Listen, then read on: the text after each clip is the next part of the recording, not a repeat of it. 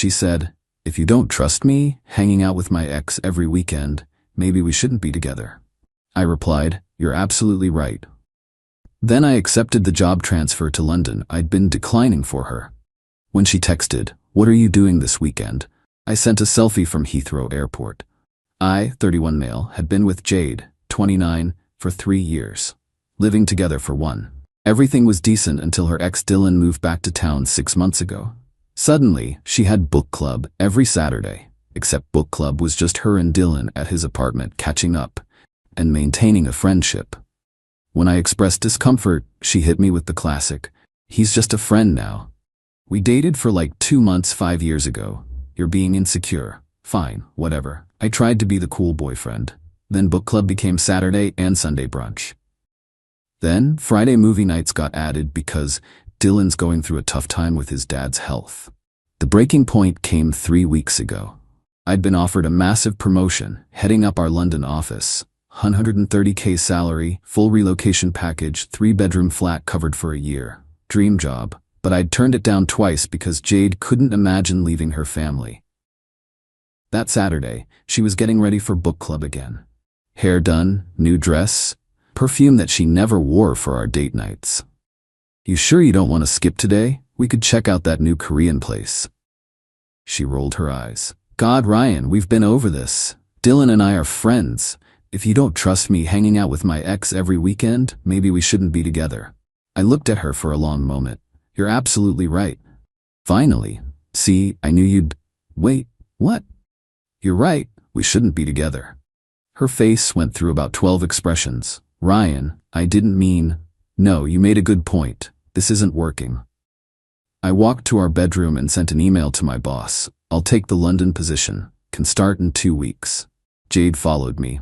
"What are you doing?" I was just frustrated. "You can't just—" "I'm accepting a job offer. You should probably stay at your parents' tonight, or Dylan's, your choice." "Are you seriously breaking up with me over this?"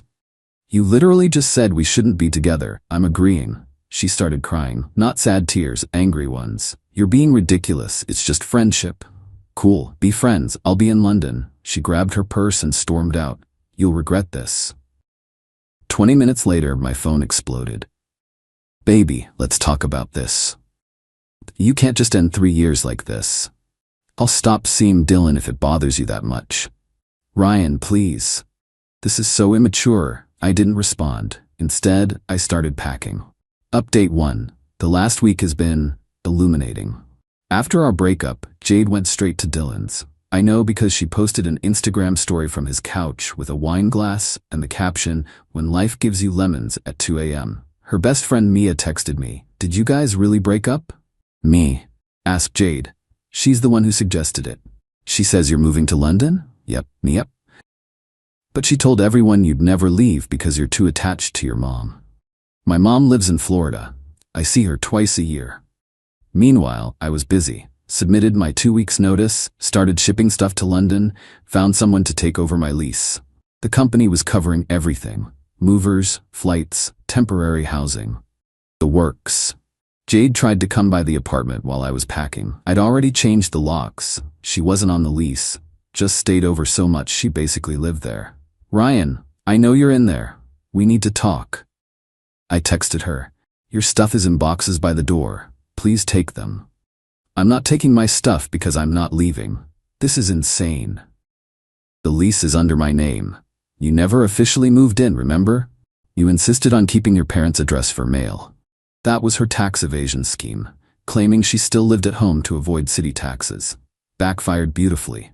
She left, but not before telling our entire friend group I was having a mental breakdown and abandoning everything for a stupid job.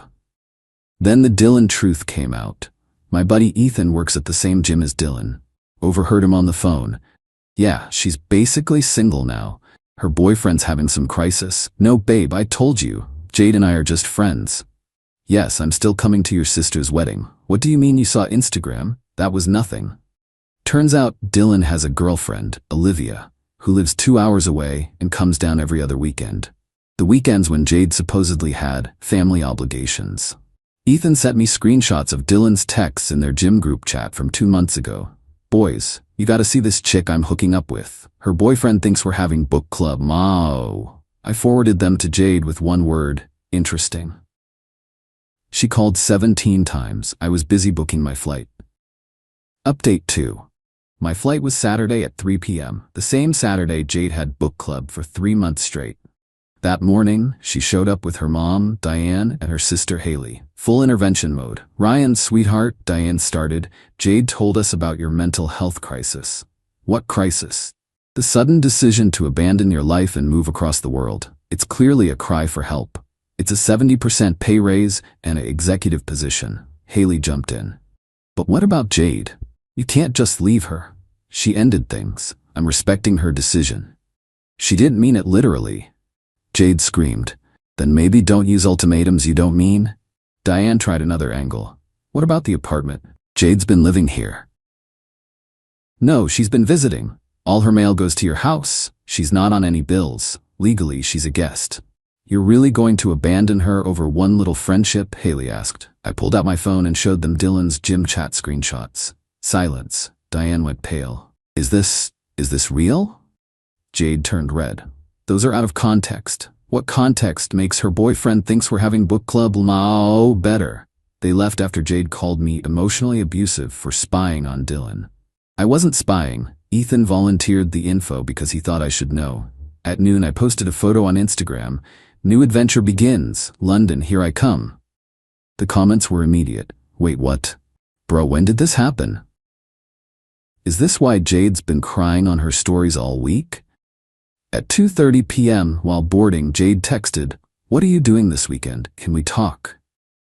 I sent back a selfie from the gate at the airport with the London flight board clearly visible behind me. Her response, "This isn't funny, Ryan."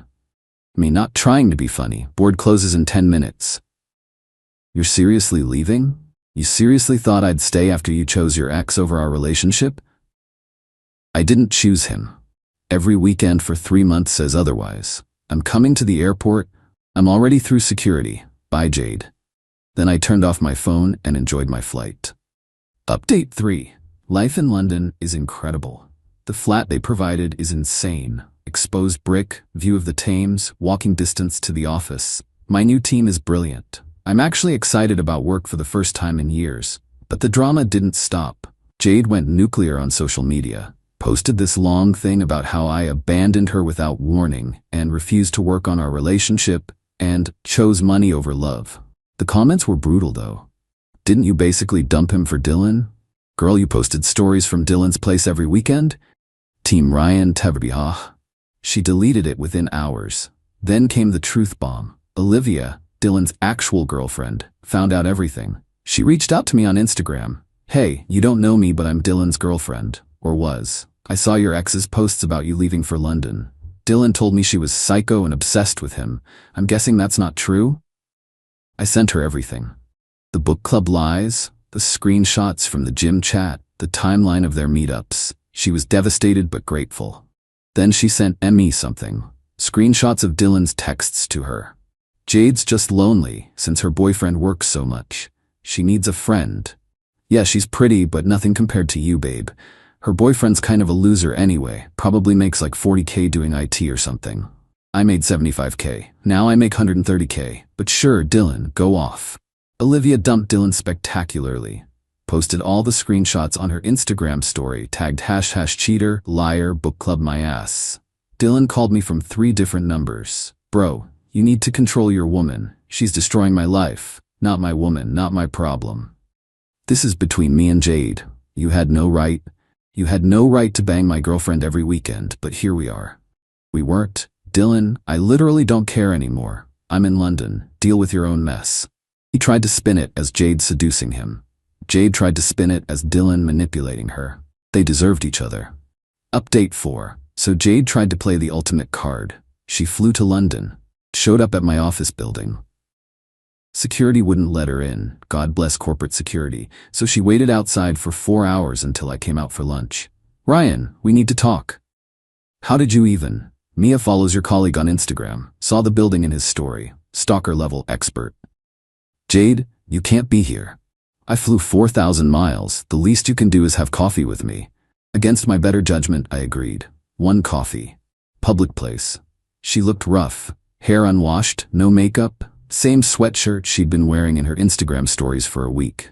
I made a mistake, she started. Which one? The ultimatum? The lying? Dylan? All of it. Ryan, I thought I could have both. I thought you'd always be there. Why would you think that? Because you always were. You never stood up to me, never called me out. You thought I was a doormat. She started crying. That's not. Jade, you told our friends I was too attached to my mom to leave. You lied about book club for months. You were sleeping with Dylan while I was turning down my dream job for you. We only slept together twice. Oh, just twice? My bad. That makes it fine then. I mean, it didn't mean anything. Neither did our relationship, apparently. She pulled out her phone. Look, I've changed. I blocked Dylan. I'm in therapy. I'm working on myself. Good for you, genuinely. But I've moved on. You've been here a month. You can't have moved on. I moved on the moment you said we shouldn't be together. I just took your advice. Then she played what she thought was her ace. I'm pregnant. I laughed. Actually laughed. No, you're not. How do you? Because we haven't had sex in 2 months. You were always too tired after book club. Unless it's Dylan's? Her face crumbled. I'm not pregnant. I know. I needed you to care. I did care for 3 years. You just didn't notice until I stopped. She flew back that night, but not before sending one last manipulative text. I'll wait for you, however long it takes. I blocked her. Update 5. Remember how I said Jade would wait? Yeah, that lasted about 2 weeks. She started dating someone new, Kieran, her CrossFit coach. Posted constantly about how the right person comes when you're working on yourself, and sometimes your soulmate is at the gym all along. Mia sent me the tea. She's basically living at his place already, been like 3 weeks. Pattern's gonna pattern. But here's where it gets wild. Dylan reached out, on LinkedIn of all places. Hey man, heard you're killing it in London, actually just got an offer there myself, would love to buy you a beer and clear the air. This absolute walnut thought we'd be buddies now. No thanks. Good luck though. Come on bro, water under the bridge? Jade meant nothing to me. That's exactly the problem, Dylan. He took the job anyway. Guess where his flat was? Same building as mine, because of course it was. I ran into him in the lobby my second week, with a girl, who wasn't Olivia, who looked about 19. Ryan, bro, this is Chloe. Chloe, this is my buddy Ryan. We're not buddies, Dylan. Chloe looked confused. Dylan went red. Don't be like that, man. We're neighbors now. I'm moving next month. I wasn't, but he didn't need to know that. Chloe Googled Dylan that night. Found Olivia's tagged posts, dumped him via text in the building's WhatsApp group by accident instead of texting him directly. Dylan, I can't believe you're the book club cheater. We're done. 212 residents saw that message. The security guys call him book club now. Final update. Jade's relationship with Kieran exploded. Shocking, I know. Turns out Kieran was also just friends with his ex. They had workout sessions every weekend. Jade found them in a very compromising stretching position. She messaged me on WhatsApp, forgot to block her there. Now I understand how you felt. I'm so sorry. I left her on read. But the real karma came from an unexpected source. The tax thing. Remember how Jade claimed she lived with her parents to avoid city taxes? Well, someone reported her. That someone may have been Olivia, who works for the state tax department and takes fraud very seriously. Jade owed 3 years of back taxes, penalties, and interest. About $18 total. Her parents had to bail her out, but only after making her move back home for real this time. Dylan's still in London, but his reputation preceded him. The book club story spread through our industry. It's smaller than you'd think. He's been on exactly 0 dates from work events. Still calls me bro in the elevator. I still ignore him. Haley reached out last week.